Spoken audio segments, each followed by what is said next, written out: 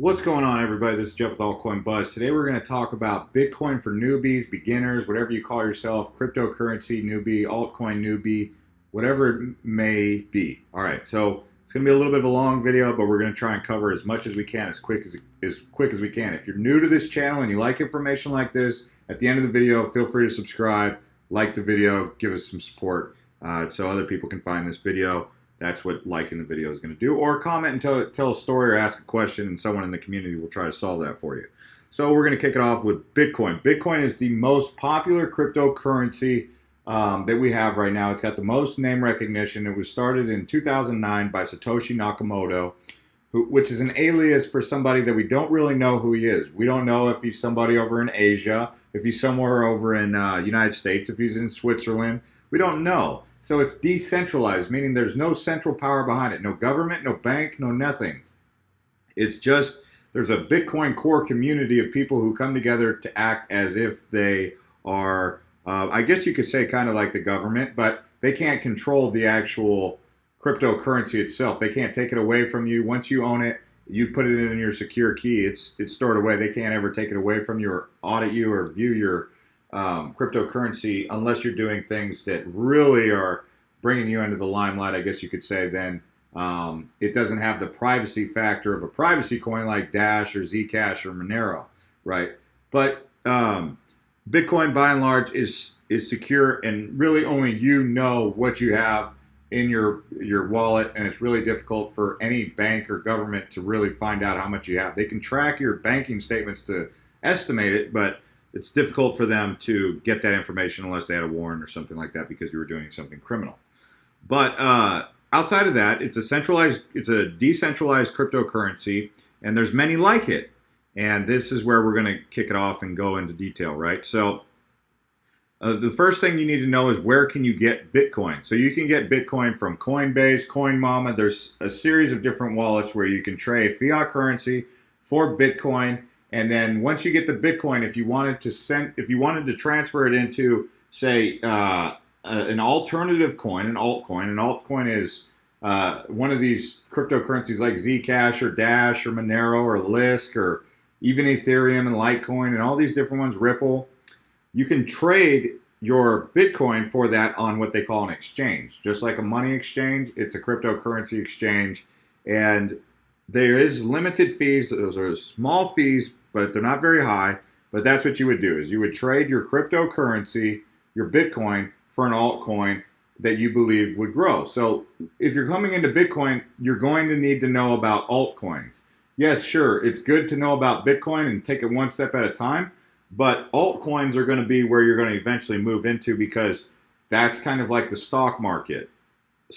Basically, an ICO and an IPO are similar in the sense that they are both crowdsourced funding that happen, and people jump in and invest in your company. Instead of getting stock shares, they get coins or tokens.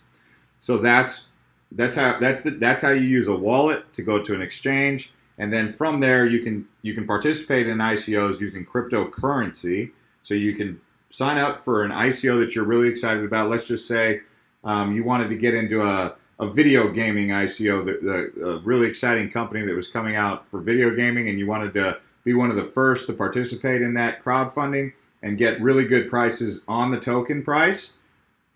You can invest in that. They give away, depending on the ICO, they might give away bonuses or whatever. And that's just getting in there really early, and that's called an ICO, initial coin offering, similar to an IPO, initial public offering in the stock market industry, right? Now, the thing that we have to talk about with Bitcoin in particular is the price. So people are fairly regularly concerned about, did they miss the boat? Or is it a good time to buy cryptocurrency? Is it a good time to get in? And the best thing that we could say to that is less than 1% of the world's population really even knows about cryptocurrency or Bitcoin. So that means there's 99% of the world is ready to learn about Bitcoin or cryptocurrency. And here in the United States, it might be a little bit more than 1% of the people know about it, but less than 1% of the people actually own a Bitcoin or even own some Bitcoin. So mainstream adoption has not happened yet. So when you're looking at a Bitcoin price of say 82.63, that's where you get the whole people saying, I mean, you've heard John McAfee say $500,000 for a Bitcoin. You've heard other people out there talking about the potential price being anywhere between $2 million to $5 million for one Bitcoin. I mean, these are very high estimates, but these are very serious people making very serious claims that that's really what's possible with a Bitcoin. So sure, when you buy Bitcoin at 82.63, could it go down? Yes. We've seen that historically. It could go down before it goes back up, but it's always been going up, right? So even when it does on the yearly, if we just look at year, up, down, up, down, up, down, up, down, up, down. You know, it's like boot camp all over again. Up, down, up, down, up, down, but it's always going up more than it's coming down. So when it goes down, this leads us to our next point. Do not sell at a low. So it's buy low, sell high. Don't buy high, sell low. You don't ever want to be that person. So it's a patience thing.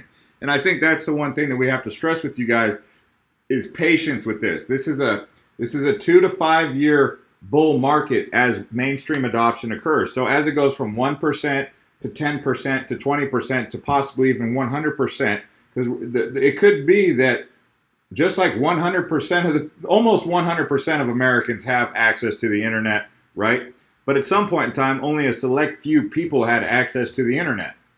And over a span of a decade and then 2 decades and 3 decades, that adoption really settled in. And that's where if you had invested in a company like Microsoft or even Google, over the long term, you would see those gains start to pay off for you after 5 to 10 years, right?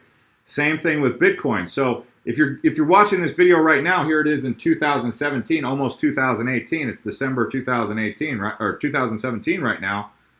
Into 2018, there's going to be more mainstream adoption. The sooner you get in, even at these prices, the more secure you're going to get. And let me just give you an example of this. So Mike Novogratz, he's a very popular person in the investment arena for the Bitcoin cryptocurrency guys because of his honesty, his punctuality, the way that he communicates.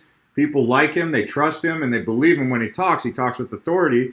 He's with the investment firm Fortress Investment Group, is who he used to manage for, and he's a billionaire now. But he's made a lot of money in cryptocurrency, and right now he's saying that Bitcoin is approaching $10,000. So, sure, whenever he says that, he says this is not financial advice because guys like us, him, me, anyone else, they can't give financial advice unless you're paying them for financial advice and you've agreed to it, right? Until then, it's all just some guy's opinion, right? So him saying that he believes Bitcoin's going to reach $10,000 right now would be a good price. But even if it pulls back to 5,000 before it gets to 10,000, and let's just say you bought this, let's say you bought today at 82.63, you have to mentally prepare and say, if it goes to $5,000, am I going to panic sell and lose $3,000?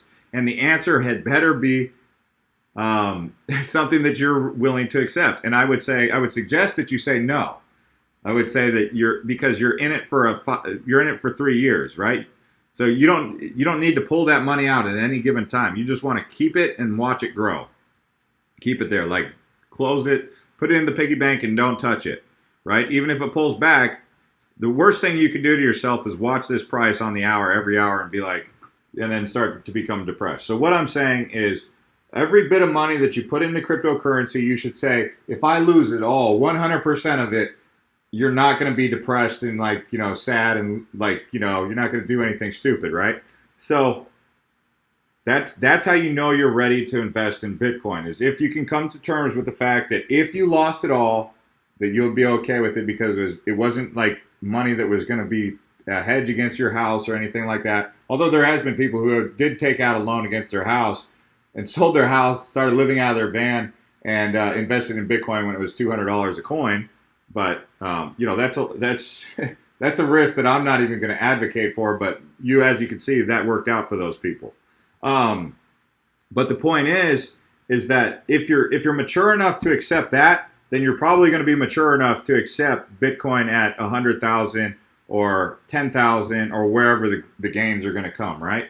So that's the point. Is if you can accept what the worst case scenario, so you'll be prepared to accept the best case scenario. So hope for the best, but prepare for the worst. That's the best way to put it, guys.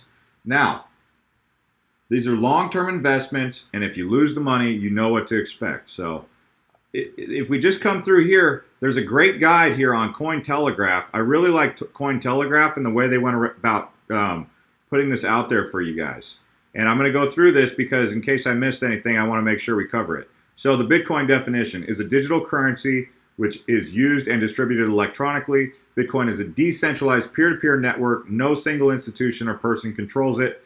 Bitcoins can't be printed, and their amount is limited. Only 21 million Bitcoins can ever be created.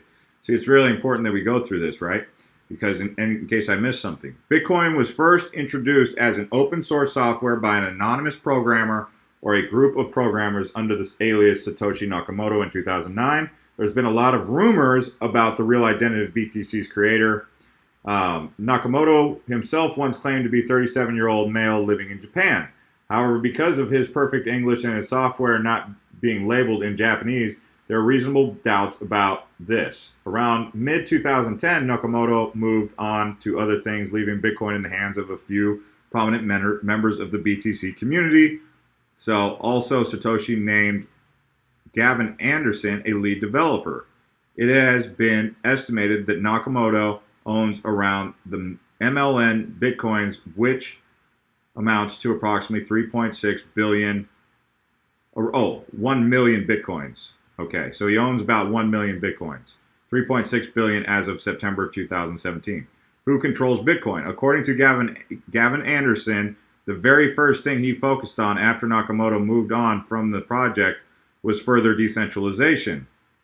So Anderson wanted Bitcoin to continue its existence autonomously, even if he would get hit by a bus. Okay, so moving right along. So how does Bitcoin work?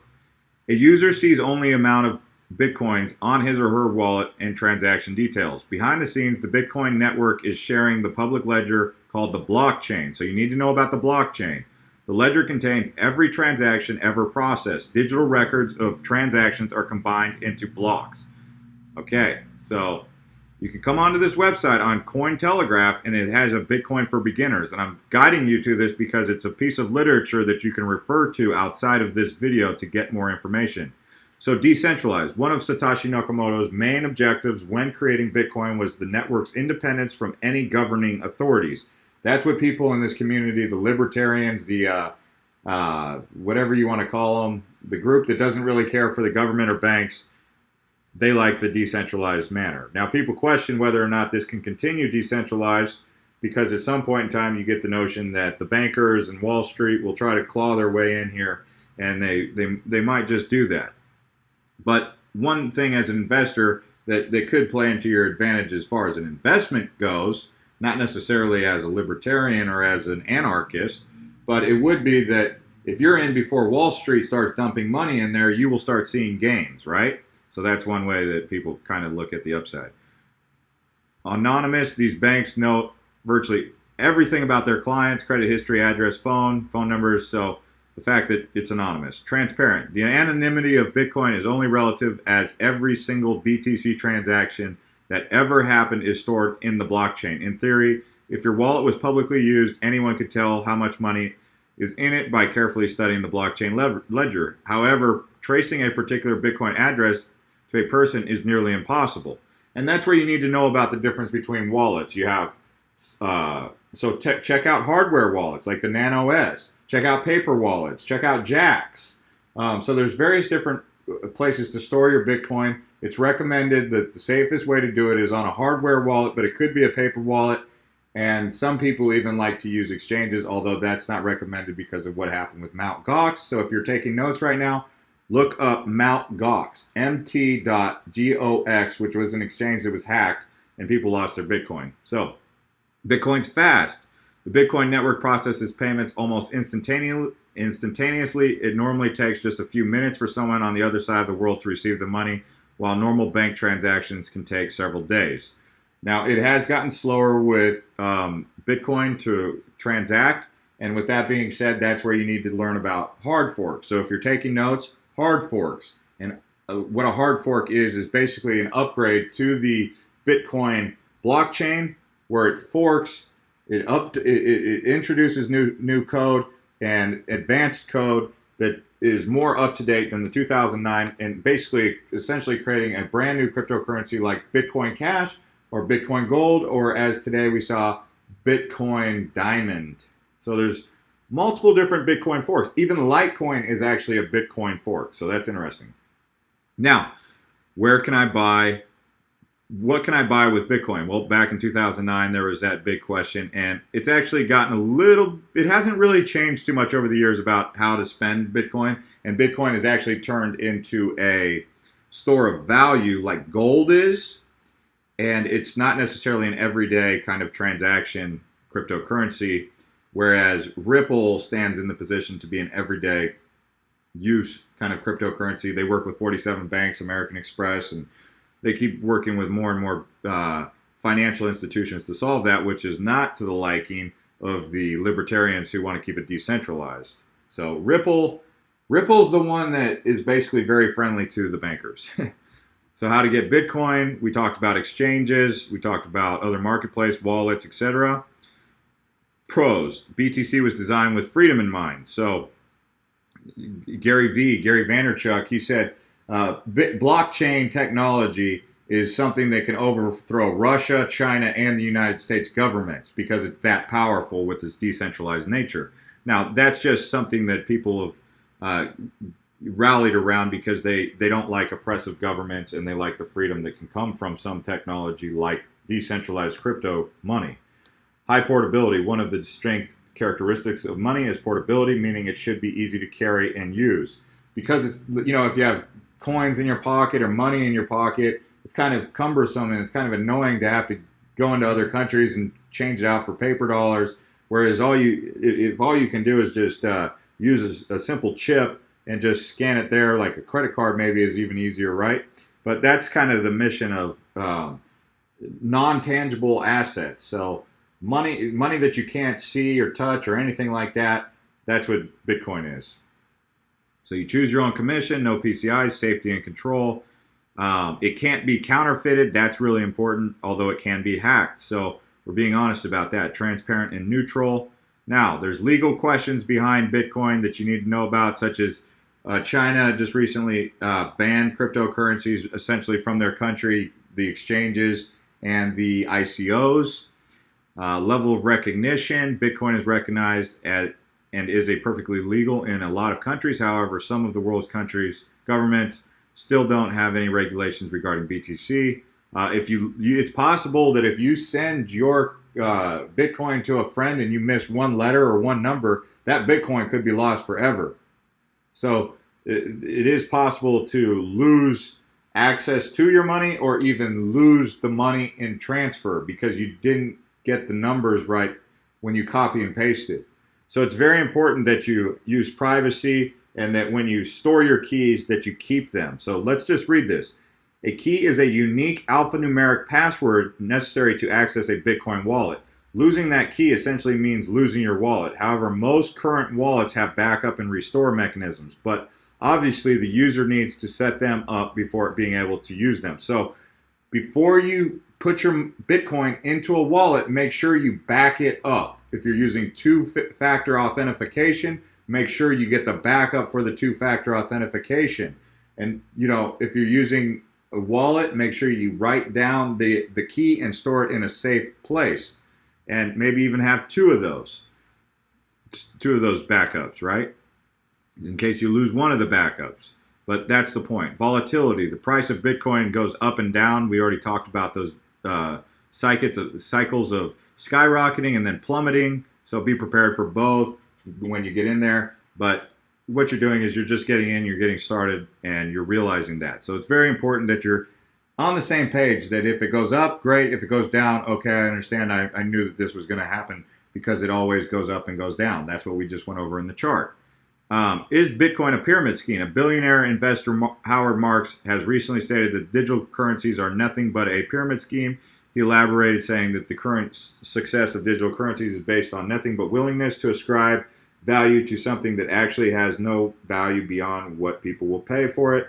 Okay, those investing in a pyramid scheme get their returns from their own money or their subsequent investors' money instead of from profit made by the individuals running the business. When it comes to Bitcoin, however, the gains and values come from the limited supply of coins. As more people acquire the coins, the supply gets rarer, thus making each coin more and more valuable. Bitcoin simply has nothing in common with a standard pyramid scheme. So that's the argument to the pyramid scheme thing. Is Bitcoin a bubble? We talked about Mt. Gox. You're going to want to look at that. Chinese exchanges that once was handling 70%. By the way, the Chinese might come back into the market. So it's very interesting to observe that. But Bitcoin tax, that's a whole subject for another video that we're just not going to go over. If you're looking at some of the exchanges, you can get it on Coinbase, Bittrex. I don't see Binance on here. I would say the ones that you're going to want to get familiar with right out of the gates is going to be Coinbase, Bittrex, and Binance, which is not on here already. Kraken used to be one of the top ones. It's lost some appeal to people due to some circumstances and trust, but I still like Kraken. It's pretty good. GDAX is also another good one that you're going to want to get familiar with, but all of these are fairly trustworthy. Anyways, here's some people to follow. Andros Antonopoulos, you're going to want to follow him. He breaks things down in symposiums. Me personally, I'm going to recommend some of these guys as I see them. Gavin Anderson, we just talked about him. There's also Robert Ver. Where's Robert Ver? Right here. Roger Ver. Roger Ver is one of the first guys. I think you're going to want to follow him. And I do see Vitalik on here. He's the creator of Ethereum, which is a whole nother cryptocurrency that you're going to want to look into. It's like cryptocurrency meets iOS and Android is basically what that is. And then there's also, I don't see on this list, John McAfee. He's from McAfee anti-spyware. So John McAfee. And then let me just go over one thing about understanding how to research cryptocurrencies, because I think this is important. For those of you who stayed on this video, I'm going to go ahead and do that right now.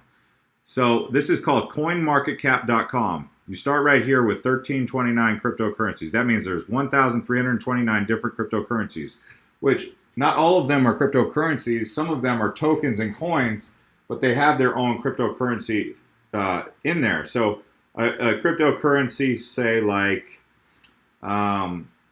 let's give you a good one here, Populous. Okay, so Populous. They're a company basically that does invoicing. So invoice discounting for the blockchain era. So rebuilding invoice financing block by block for invoice buyers and sellers. So this is a company that's doing invoicing on the blockchain, right? So you'll see, you can come here and you can find out where you can actually purchase this cryptocurrency. And you would go here to the popular markets, the exchanges, and you would have to sign up with one of these exchanges in order to purchase Populous. So you go charts, that shows you the charts, the price action, right? It's on a bull run a little bit, they are. And then you have markets where you can acquire it. You just click on here, Ether Delta, and you click on that. Ether Delta is a real challenge to use though, and it's not necessarily recommended for newbies. This one, because it is fairly new, it's not on Bittrex or Binance, which are the ones that I personally recommend for people who are new to it because of their friendly user interfaces. And it's nothing against these, it's just when you're starting out, you might get confused with some of these more complex exchanges like Ether Delta. But for people who have been doing cryptocurrency for a while, they love Ether Delta, and some people don't. It just depends on personal preference. Now here's another one, Power Ledger. These guys are a decentralized power service. So they brought, if you have solar panels on your rooftop and you produce 10,000 kilowatts per day, and you're only using 2,000 kilowatts, these are just raw numbers by the way, then you can sell 8,000 kilowatts back into the grid and other people can use that power instead of using the public utility.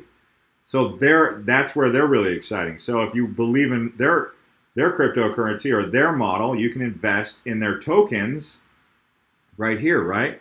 And look at ever since they've hit the market, they've done nothing but go up, right? And that was back in November 1st. So since November 1st, they've just been surging. And if you wanted to pick up some Power Ledger, you can get it on Bittrex, Binance. We talked about that, Cryptopia. So you can see a lot more options for this cryptocurrency. Another thing to keep in mind is the market capitalization. This is how much total money is invested in the project. And then you take this number, the circulating supply, and then you put it into that. The total supply is how many coins will be created overall. So you got the website, then you can come here and you can check them out on social media. You want to make sure that they're active on social media. I'm giving you guys a ton of information. You might have to watch this video over and over again to just learn these various different things, or even look at other people's videos to learn from them. It doesn't have to be me. You can also come here and get market capitalization. So this is how much total money is invested in all of cryptocurrency. Okay, and you can drill it down to a year, the whole year, which is different than all. And you can see that the market overall is up. You can see when the market goes down. You can change the date. Now, here's the total market capitalization for altcoins, meaning not Bitcoin. So you can compare the chart with Bitcoin and without Bitcoin to see how the altcoins are performing. And then here's what they call Bitcoin dominance, market capitalization dominance of Bitcoin. So you can see there was a point in time where Bitcoin had 85% of it, and it's actually kind of now crossed over to where the altcoins are catching up to Bitcoin. At some point in time, the altcoins will pass Bitcoin, but Bitcoin's price will continue to go up because the overall market capitalization will continue to skyrocket. Okay, this 24-hour volume tells you how much money was injected over the last 24 hours. And if we just go back to one of these cryptocurrencies, you can tell 24-hour volume. So let's just find out a cryptocurrency that's got a high 24-hour volume, right? Okay. So if we just click right here, 24-hour volume. Let's see here. So we click that, and CoinMarketCap is going to tell us which cryptocurrencies are getting the most injections of cash. Now, Tether is US dollar comparable, so we kind of overlook that. But what we'd be looking at is something like Bitcoin Gold that's seeing a major injection of cash, which is leading to the 136% over 7-day rise, right? But if we just look at the 24-hour, let's see if we can find one that's really emerging. Okay, Bitcoin Diamond. So Bitcoin Diamond we just talked about. How about BlockTix? This is a better one to use right now. So BlockTix, it's gotten a lot of money in the last 24 hours. It's got a rank of 211, so it's quickly moving up because its 24-hour volume keeps going up. So every 24-hour period that goes up where BlockTix is getting more injection of price, that's going to show you where the cryptocurrency is rising. Now, when you click on BlockTix, you're going to see a massive spike somewhere. All right, so if we just drill down to the 1 month, you can see this right here, right? So there is a spike happening. You're going to want to look at their total supply, their circulating supply, and the market cap. They have tons of room to grow, but they're seeing a large injection in the 24 hours, $21 million. So that's something to keep in mind. And guys, this is how you do it. This is what you're looking at. These are the basics. If you can understand, the market cap and how the circulating supply create the price. So circulating supply divided by market cap equals the price. If that makes sense for you, then you can understand how the 24-hour volume works and how that's relative to understanding what's driving up the price. And then here's the next thing that you can do. Let's just say we wanted to know Dash, and we wanted to know where the money's coming from. CoinMarketCap, if you go where it says markets, you can see where the money's coming from. In this case, it's coming from Bithumb, which is KRW is Korean won. So South Korea is the one pouring a lot of money into Dash right now. And actually 30% of the volume coming in is from South Korea. Now, there is some news out of South Korea that's driving this investor confidence, which is that South Korea's government said that they're not going to be banning cryptocurrencies, at least in the short term, which has given investor confidence, which is also pumping money into cryptocurrency. And some of these cryptocurrencies in particular are getting the injection. Dash is one of them. Bitcoin Cash is another. So you saw how we went to the markets. We wanted to see what, if there's any particular country or if there's any particular exchange that's driving the price. So guys, this is what it is. There's a lot more to know about it, but this is a really long-winded, quick summary of a lot of the things that you're going to want to know. The big thing is protect your private keys, secure your wallets just like you would your personal wallet, but it's not really the same. It's digital wallets. There's a hardware wallet, there's a paper wallet, and there's exchanges, but it's recommended that you get a hardware wallet. The one that a lot of people like is the Ledger Nano S. So just make sure you always back everything up as a matter of practice. And this is Jeff with Altcoin Buzz. If you like videos like this, subscribe to this channel, and we'll see you next time.